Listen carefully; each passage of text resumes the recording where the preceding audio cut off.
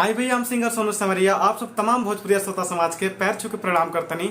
और आप सबके बीच में एगो बहुत ही सुंदर हमार सैड सॉन्ग जा रहा बा और आप लोग के बहुत ही मस्त लगी। चलिए ओकर मुखड़ा और एगो अंतरा सुनाएम और अच्छा लगी तो अपन प्यार जरूर देव, आशीर्वाद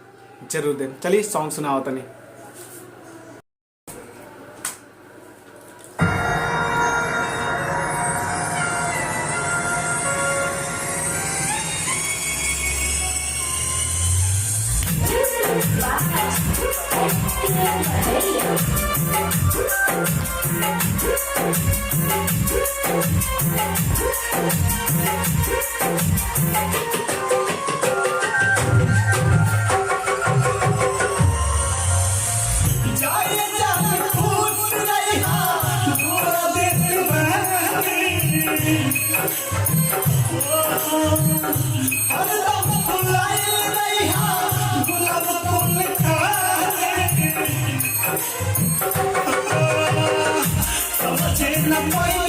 तुम्हारे कोई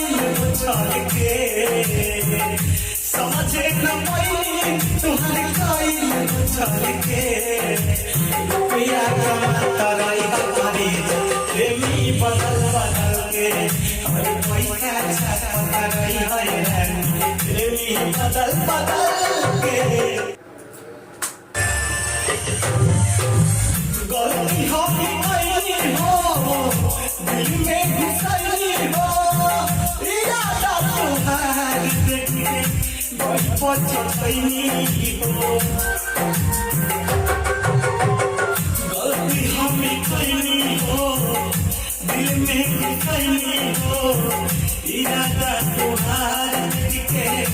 बड़ी पछतई हो भलाई के अच्छा कभी हम के पिया कमाता रही करे